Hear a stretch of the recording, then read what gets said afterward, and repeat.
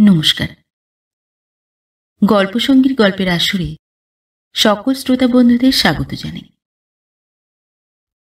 আজ আপনাদের শোনাব গজেন্দ্র কুমার মিত্রের লেখা গল্প দেবা ন জানন্তী।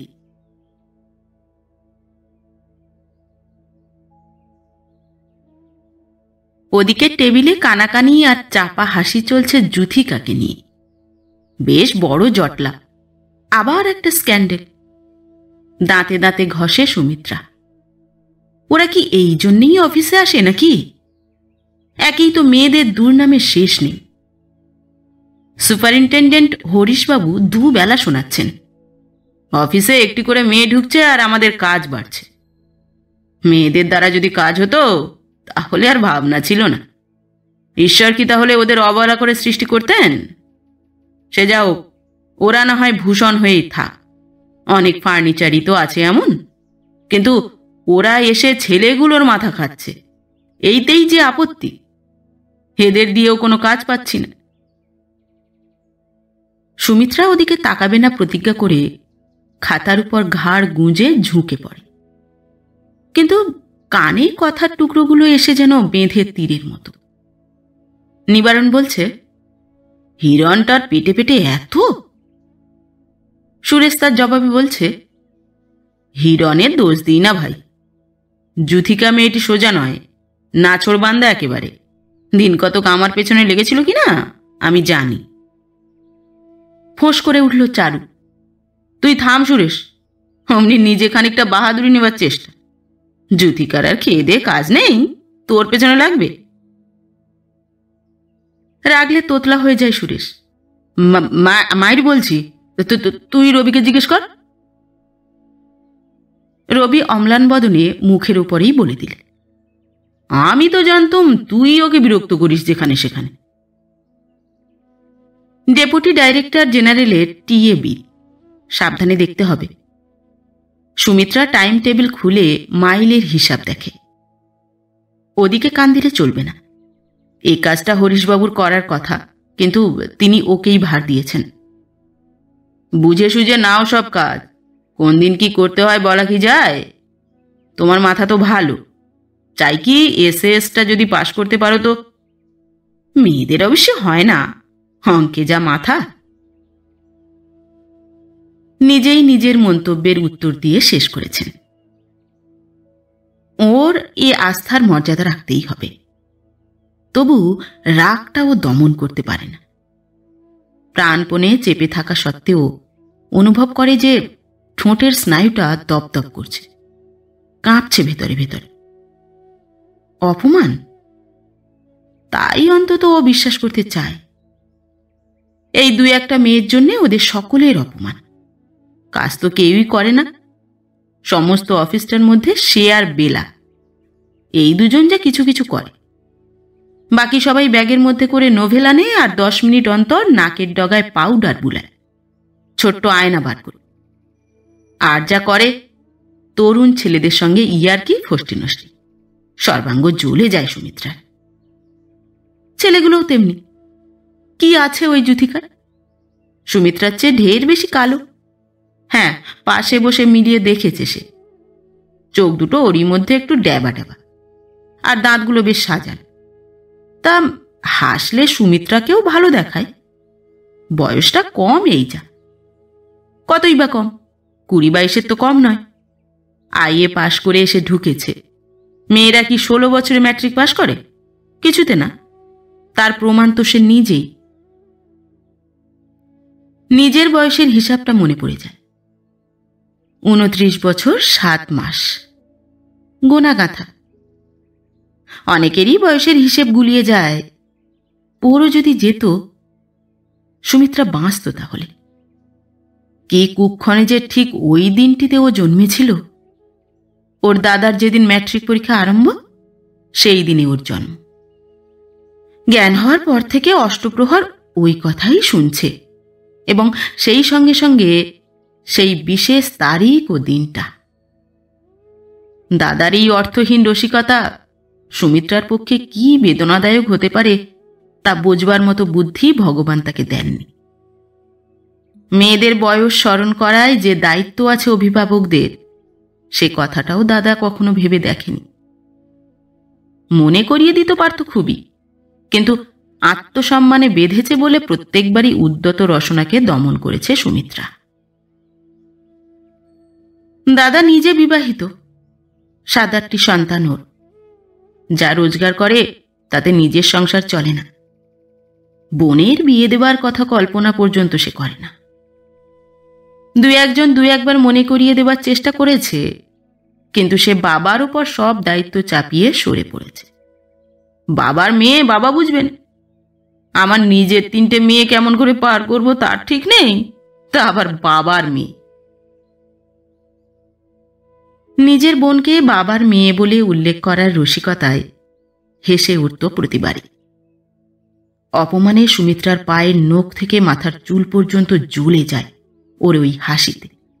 ইচ্ছে করে মাথাটা ধরে ঘুরিয়ে দেয় ওর। বাবা যখন রিটায়ার করেছেন তখন ইচ্ছা করলে বিয়ে দিতে পারতেন সুমিত্রার। ফান্ডের টাকাগুলো ছিল। সুমিত্রাও এমন শীর্ণ ও স্ত্রীহীন হয়ে পড়েনি। প্রথম কৈশোরের শ্যামল সরসতা একটি অপরূপ লাবণ্যে ঘিরেছিল ওর তনুলতাকে। কিন্তু তখন তিনি হেসে উড়িয়ে দিয়েছিলেন সে কথাকে। 15 বছরে বিয়ে? পাগল নাকি তুমি বড়বউ? আসলে সদ্য পাওয়া অতগুলো টাকা তখন তিনি একটু অনুভব করতে চেয়েছিলেন। সামান্য কেরানির সুদূর স্বপ্নের অতীত অতগুলো টাকা, অন্তত সুমিত্রার তাই বিশ্বাস। তারপর সে টাকার অঙ্ক ক্রমেই ক্ষীণ হয়ে এলো। মধ্যে কি একটা ব্যবসা করতে গিয়েও 1000 টাকা নষ্ট করলেন বাবা। আর যা বাকি রইল তা সংসারের নিত্য অনটনে 2 টাকা 4 টাকা করে খরচ হতে হতে একদিন আর কিছুই রইল না। দাদার যা মাইনে তাতে তার খরচই চলে না। শেষে প্রতিদিনের হাঁড়ি চড়াই হয়ে উঠল সমস্যা। সুমিত্রা ক্লাস 8 পর্যন্ত পড়ে স্কুল ছেড়েছিল। মার শরীর খারাপ, সংসারের কাজ দেখে কে? 2টো ছোট ভাই, দিদি নিজের সংসার নিয়েই ব্যস্ত। ছোটদি যদিও বিধবা, তবু তার শ্বশুরবাড়ির অবস্থা ভালো বলে বাবা আনতে চান না এখানে। এখানে এলে যদি চিরদিনের মতো ঘাড়ে পড়ে, খেতে দেব কি? তারপর দাদার বিয়ে হতে জোর করে আবার স্কুলে ভর্তি হয়েছিল সুমিত্রা। আবার ম্যাট্রিক পাশ করে পড়া বন্ধ হয়। বাবার আর্থিক অবস্থা এমন নয় যে মেয়ের কলেজের খরচা জোগান। মাও বললেন, আর গুচ্ছের পরে কি হবে, এবার মেয়ের বিয়ের জোগাড় দেখো। জোগাড় দেখলে অবশ্য দেখা যেত, তখনও কোনো মতে বিয়ে দেওয়া চলত। গরিবের মেয়ের কি বিয়ে হয় না? পাড়ার নেড়ুবাবু 27 টাকা মাইনের বিয়ারা, কোন যেন সদাগরি অফিস।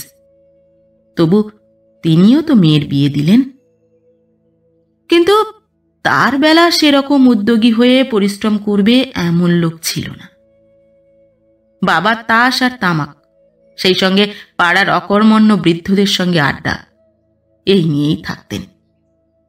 স্ত্রীর অনুযোগের উত্তরে বলতেন, বিয়ে বললেই বিয়ে, ওই তো তোমার কালো ভূত মেয়ে, না রূপ না আমার রূপও, বজ্রটাই কোথা থেকে? তাও তো সবাইকে বলে রাখছি, আর কি করব? রাস্তায় রাস্তায় পাত্তর চাই বলে ঘুরে বেড়াবো পাগলের মতো? দাদা তো চিরদিনই উদাসীন। সে দেখে তার স্ত্রীকে সাহায্য করার লোক। মা দেখেন তার সংসারের ভরসা। ব্যাস, সবাই নিশ্চিন্ত। অবশেষে সুমিত্রাই উদ্যোগী হয়ে পাড়াতে একটা টিউশনি জুটিয়ে নিল। তারপর ভর্তি হয়ে গেল কলেজে। মাস কয়েক পরে চাকরিও জুটল একটা। ভোর 6টায় বাসি রুটি খেয়ে কলেজে যেত, সেখান থেকে সোজা অফিস। বাড়ি ফিরে সংসারের কাজ, রান্না বাড়া। মা বুড়ো হয়েছেন, দুপুরটা চালান একরকম করে, সন্ধ্যায় একেবারে অনড় হয়ে পড়েন। বৌদির কোলে চিরদিনই ছোট ছেলে, সুতরাং এখন তো আর তার বিয়ের কথা মুখে কেউ উচ্চারণই করে না। স্নেহ যে করে না তা নয়, বৌদি চিরদিনই ভালোবাসে, কিন্তু সে তার ছেলে মেয়ে ধরার লোক বলে। দাদা, বাবা, মা সবাই ভালোবাসে।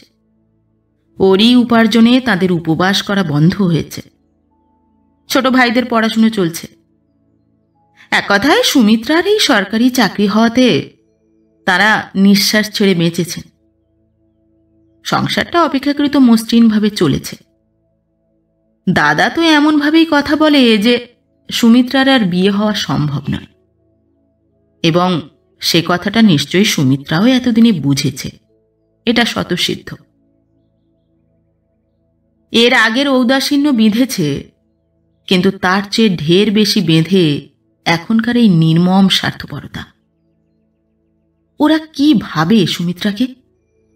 তার আশা, আকাঙ্ক্ষা, কামনা, বাসনা সব কি বাইরের চেহারাটার মতোই শুকিয়ে গেছে? তাও যে গেছে, সে তো ওদেরই অত্যাচারে।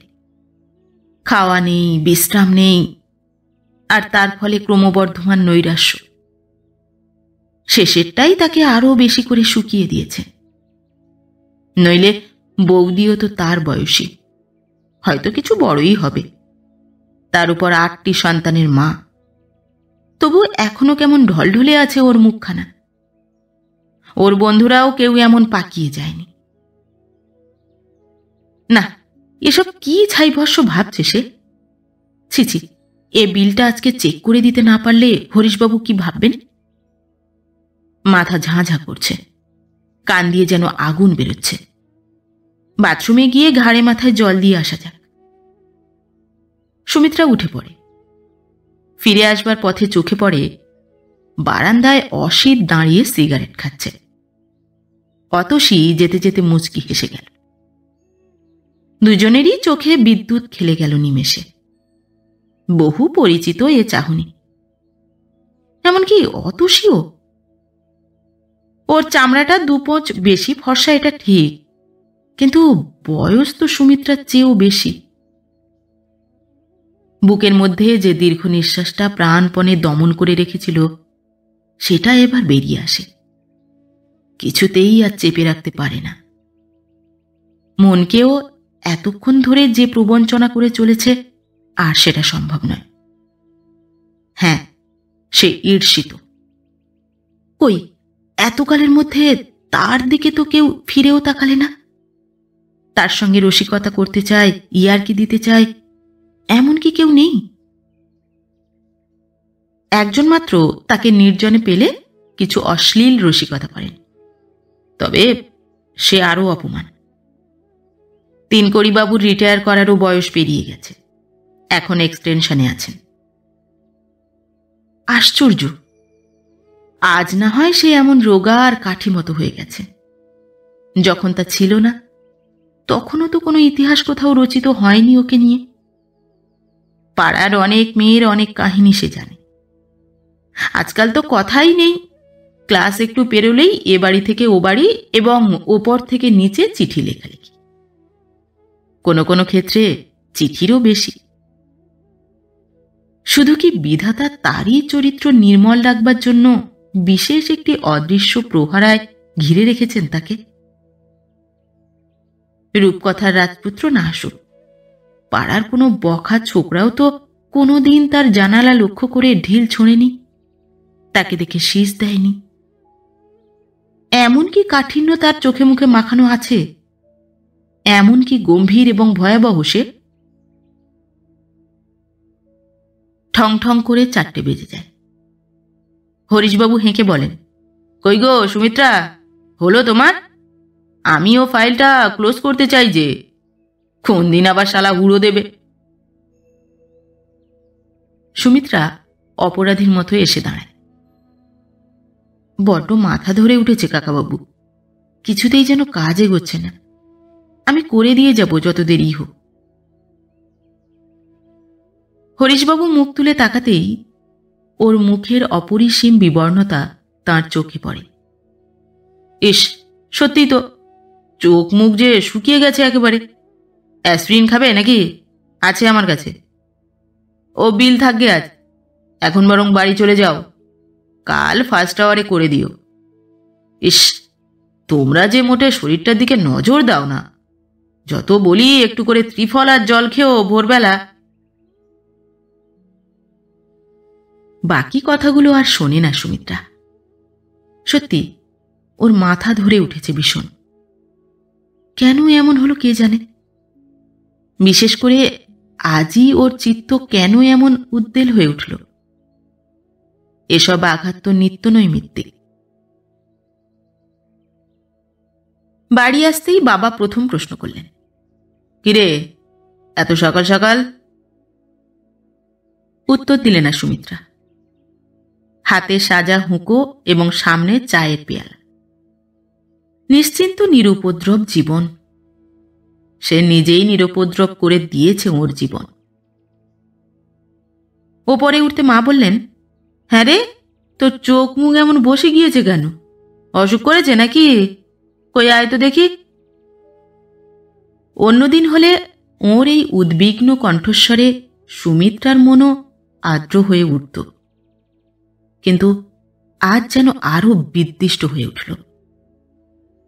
সে সংক্ষেপে শুধু উত্তর দিলে, আমার কি অসুখ করে মা? না করতে পারে? তাহলে তোমাদের চলবে কি করে? ওদের পাশ কাটিয়ে তেতলায় যাবার চেষ্টা করে সে। ওপরে দুটি মাত্র ঘর, একটি দাদা আর একটি তাদের, অর্থাৎ বাবা মা, দুটি ভাই এবং সে, এই সব কজনের। অনেকদিন ধরেই অসহ্য হয়ে উঠেছে। সম্প্রতি নিজে কিছু টাকা খরচা করে ওপরের চিলকুঠরিটা চলনসই করে নিয়ে তাতেই আশ্রয় নিয়েছে, একরকম জোর করেই। মা আপত্তি করেছিলেন, আইবুড়ো মেয়ে একা ছাদের ঘরে থাকবি কি? ও মা, লোকে কি বলবে? সুমিত্রাও চোখা উত্তর দিয়েছিল, কি বলবে? ছাদ ডিঙিয়ে আমার ঘরে লোক উঠবে নাকি ভূতে ধরবে? তোমার যা মেয়ে, ভূতেও ছোঁবে না মা। সে যে যা বলে বলুক, সারাদিন খেটে খুটে একটু একা একা থাকতে না পারলে পাগল হয়ে যাব। বাবা মা আর কিছু বলতে সাহস করেননি। অর্থ উপার্জন করতে শুরু করলেই মেজাজ দেখাবার অধিকার জন্মায়, এ তো সবাই জানে। বৌদির ঘরের সামনে দিয়ে যাবার সময় তার পুলকিত কণ্ঠস্বর শোনা গেল, ও মা, ঠাকুরজি আজ এরই মধ্যে এসে গেছো? বাঁচলুম। তোমার ভাইজিকে একটু সামলাও দেখি, কাপড় কাচতে পর্যন্ত যেতে পারছি না। সর্বাঙ্গ জ্বলে গেল সুমিত্রা। সে উপরে উঠতে উঠতেই বললে, আমি এখন আর কিছুই পারবো না বৌদি, বড্ড মাথা ধরেছে। আবার মাথা ধরল? বেশ, মাথা ধরা ভাই আজকাল যেন তোমার হাত ধরা হয়ে উঠেছে। হ্যাঁ বৌদি, আমি ইচ্ছে করে ধরাই। অপ্রসন্ন কণ্ঠে বৌদি বললে, আমি কি তাই বলছি? কিন্তু শুয়ে থাকবারই বা উপায় কি? একসময় তো উঠতেই হয়। দাদা আসবে, চা জল খাবারের পাট আছে, ছেলেমেয়েরা সন্ধে থেকেই খাবো খাবো করবে, এক রাশ আটা মাখতে হবে। মা দয়া করে কুটনোটা কুটে রেখে দেন তবু রক্ষে। বৌদি রান্নাঘরে নামে 8টার উপর। কোলের মেয়েকে ঘুম পাড়িয়ে বেশভূষা করে নেমে এসে শুধু রুটি কখানা বেলে দেয়। সুমিত্রা অফিসের কাপড় জামা ছেড়ে নেমে এসে খুব কড়া করে 1 কাপ চা তৈরি করে খায়। তারপর রান্নাঘরে ঢোকে প্রতিদিনকার মতোই। আর নিঃশ্বাস ফেলবার অবকাশ মেলে না। চিন্তা কল্পনাও একান্ত অনবসরের কোনো ছায়ায় মিলিয়ে যায় ক্রমশ। অবসর মেলে একেবারে সব রান্না সেরে ছেলে মেয়েদের খাইয়ে রাত 9টার উপর। রান্নাঘর পর্যন্ত ধুয়ে সে নিজে যায় গা ধুতে। এটা ওর প্রতিদিনকার অভ্যাস। রান্নার তেল যেন সর্বাঙ্গে লেগে থাকে নইলে, তেল আর গন্ধ। আজও গা ধুয়ে এসে প্রসাধন করতে বসল। একটু যেন বিশেষ করেই প্রসাধন করল, কেন তা সে নিজেও জানে। তারপর বাইরে বেরিয়ে তারা ভরা আকাশের নিচে এসে দাঁড়িয়ে একটা নিঃশ্বাস ফেলল। এইবার ঘণ্টাখানেক ওর ছুটি, নিরন্ধ্র অবসর। বাবা আড্ডা থেকে ফেরেননি। দাদা ক্লাব থেকে আসবে 10টার উপরে। বৌদি এই সময় একটু ঘুমিয়ে নেয়। শেষ রাত্রে ছেলে মেয়ের উপদ্রবে কোনোদিনই ভালো ঘুম হয় না। অন্যদিন এ অবসরটা সে অফিস লাইব্রেরি থেকে আনা বই পড়ে কাটায়। কিন্তু আজ কিছুই ভালো লাগছে না, বইও না। সমস্ত বাড়িটা নির্জন নিস্তব্ধ। শুধু ওদের একতলার ভাড়াটেদের ছেলেটি পরীক্ষার পড়া করছে। নিচের দুটো ঘর ভাড়া নিয়ে থাকে ওরা। সিঁড়ির নিচের খাঁজটুকু চটের পর্দা টাঙিয়ে ছেলেটা পড়ার ঘর করে নিয়েছে। পড়া? মনে হলেও হাসি পায় সুমিত্রা। 2বার ফেল করেছে আইএসসিতে, এইবার নিয়ে 3বার হবে পরীক্ষা দেওয়া। বিশ্ব বকাটে ছেলে বীরু। লম্বা একহারা গড়ন, সিগারেট বিড়ি তো মুহুর্মুহু চাই, অন্য ব্যাপারেও পরিপক্ক। স্কুলে পড়তে পড়তেই ও পাড়ায় কি একটা এমন কেলেঙ্কারি করেছিল যাতে আর ওখানে থাকতেই পারেননি ওর বাবা মা। পুলিশ পর্যন্ত করাতো, অনেক কষ্টে সেটা বেঁচেছে। এখানে এসেও নিশ্চেষ্ট নেই বলা বাহুল্য। সুমিত্রা অনেক চিঠি লেখালেখির ইতিহাস জানে। মোড়ের বাড়ির নন্দার দাদা রাত 9টার সময় ধরে কি মারটাই দিলে সেদিন। ওর বাবা শাসন করতে পারেন না, অথচ আশা করেন যে ছেলে লেখাপড়া শিখে মানুষ হবে। বীরু, কথা কইতেও ঘৃণাবোধ হয় সুমিত্রার ওর সঙ্গে। আজ পর্যন্ত নিতান্ত বাধ্য হয়েই বোধহয় গোটা 5-6 শব্দ উচ্চারণ করেছে ওকে লক্ষ্য করে। এক ঝলক দক্ষিণা বাতাস হঠাৎ আশপাশের গাছপালাকে মর্মরিত করে বয়ে যায়। অসময়ে উষ্ণ বাতাস, কেমন যেন শিউরে ওঠে সুমিত্রার গাটা। সহসা বীরুর সম্বন্ধেই আজ বা ওর কৌতূহল উগ্র হয়ে ওঠে কেন? ওকে কখনো কাছ থেকে দেখেনি। কি আছে ওর ওই চুয়ার চুয়ার চেহারায়? নন্দা নাকি এক রাশ চিঠি লিখেছিল ওকে। এক পা করে কখন এক সময়ে সুমিত্রা সিঁড়ি বেয়ে নিচে নেমে আসে তা সে নিজেই বুঝতে পারে না। একতলায় গিয়ে ভাড়াটেদের দিকের দরজাটা সন্তর্পণে ঠেলে। ভেজানোই ছিল, খুলে গেল নিঃশব্দে। ভেতরে ঢুকে চটের পর্দাটা সরিয়ে একসময় ও সত্যিই ঢুকে পড়ল বীরুর ঘরে। সমস্ত ঘরটা বিড়ির ধোঁয়া ও গন্ধে পূর্ণ। ওকে দেখে বীরু যেন ভূত দেখার মতোই চমকে উঠে চট করে অপূর্ব কৌশলে বিড়িটা নিভিয়ে ফেলে পাশের দেওয়ালে চেপে। তারপরেই উঠে দাঁড়িয়ে বলে, এ কি সুমিত্রাদি, হঠাৎ এত রাত্রে? মাকে ডেকে দেব? না না, মা নিশ্চয়ই একটু বিশ্রাম করছেন এখন, ডেকে কাজ নেই, এমনিই এলুম কি পড়ছো দেখতে। বসো বসো, তোমার পড়ার ব্যাঘাত করতে চাই না। সে জোর করেই ওর কাঁধে হাত দিয়ে বসিয়ে দেয়। তারপরও কিন্তু হাতখানা থাকে বীরুর কাঁধেই, সরানো হয় না। বীরু কেমন যেন হকচকিয়ে গেছে। সে একটু বোকার মতো হেসে বলে, বারে, আপনি দাঁড়িয়ে থাকবেন আর আমি বসে থাকবো? এখানে কিছুই নেই ছাই, না হয় চলুন ও ঘরেই, মা হয়তো ঘুমোননি একেবারে। না না থাক। কেন, আমি থাকলে কি অসুবিধা হচ্ছে? আলগাভাবে হাসে সুমিত্রা, কিন্তু মনে হয় ঠোঁট দুটো কান্নার ধরনে বেঁকে যাচ্ছে।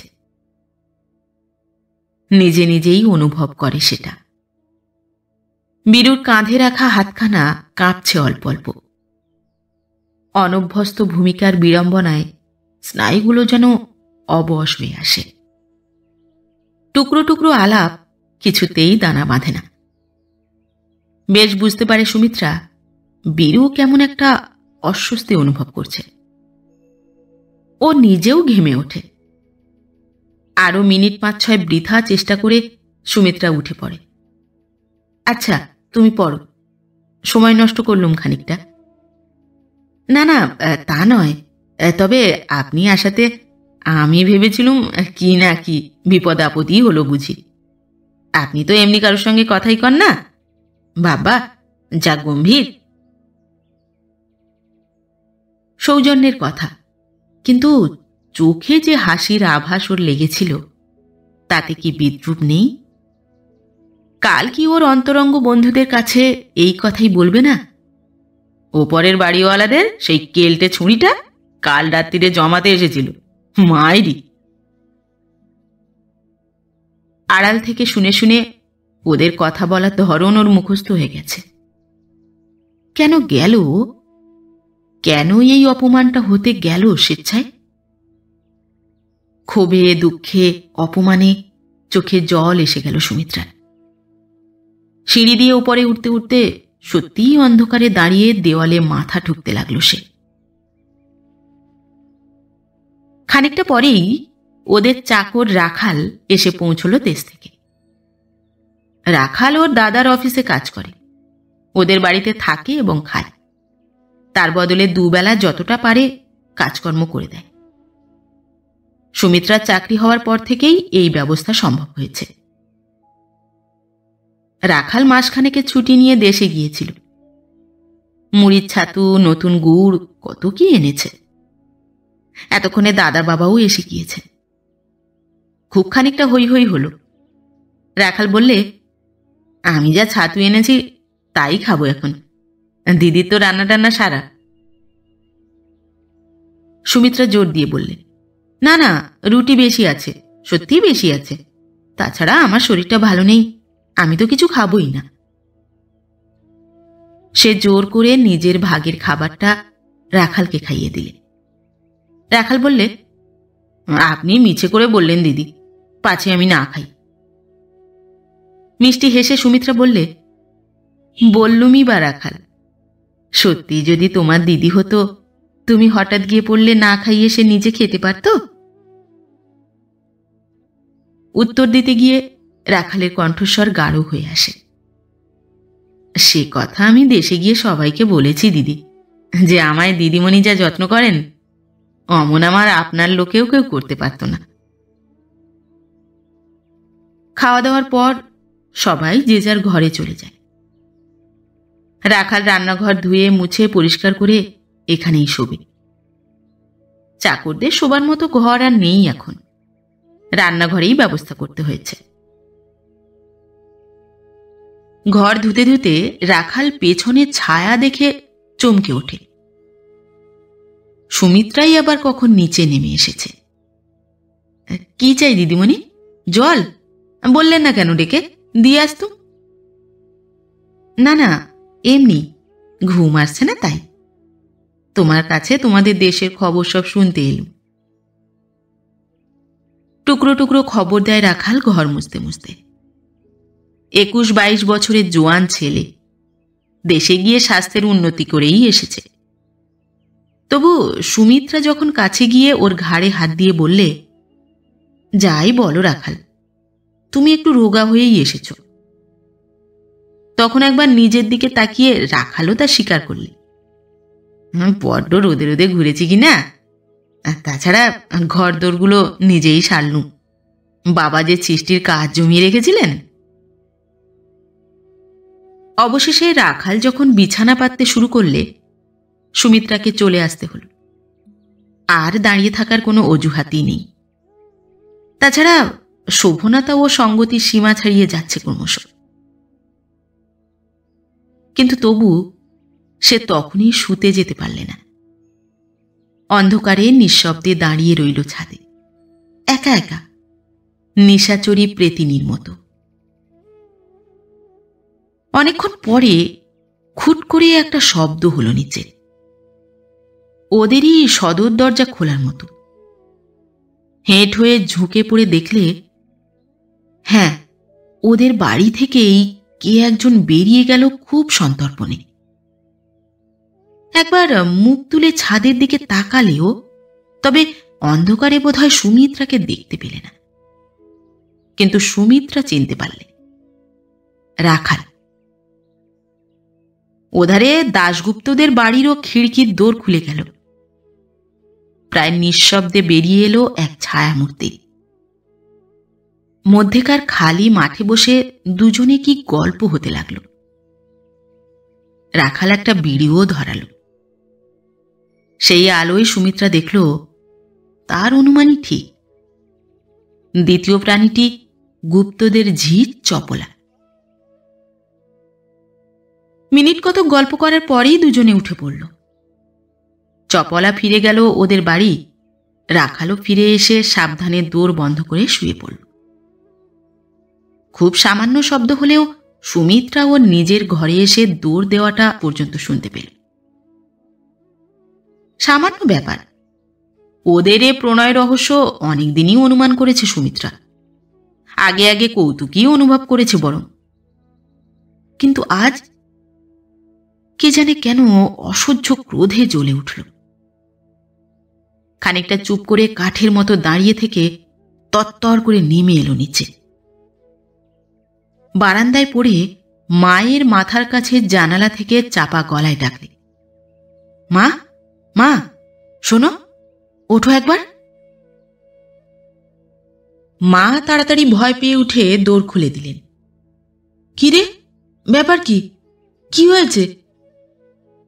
তোমাদের ওই রাখাল মা, ওকে কিছুতেই রাখা চলবে না। ওকে সকালে উঠেই তাড়িয়ে দেবে। কেন কেন, কি হলো? ওর স্বভাব চরিত্র ভারী খারাপ, একেবারে জাতা। ওদের বাড়ির ওই চপলা, ছি ছি। ঘৃণায় কথাটা শেষ করতে পারলে না।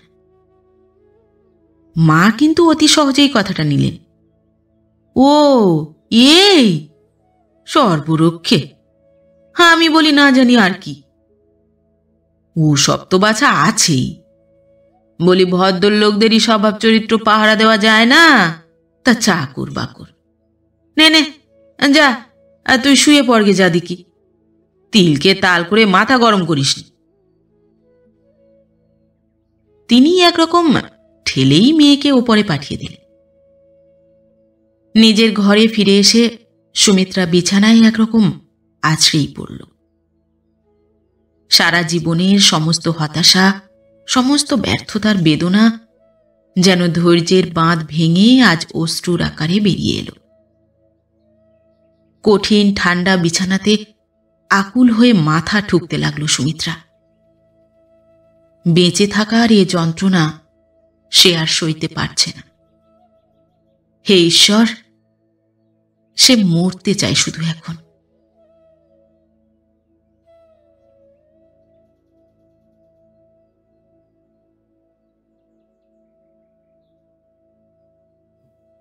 নমস্কার। পরবর্তী গল্প নিয়ে খুব শিগগির ফিরে আসছি। ততক্ষণ সবাই ভালো থাকবেন, সুস্থ থাকবেন। গল্প পাঠ কেমন লাগলো অবশ্যই কমেন্ট করে জানাবেন, এবং ভিন্ন ভিন্ন স্বাদের অডিও স্টোরি শোনার জন্য অবশ্যই চ্যানেলটি সাবস্ক্রাইব করবেন। ধন্যবাদ।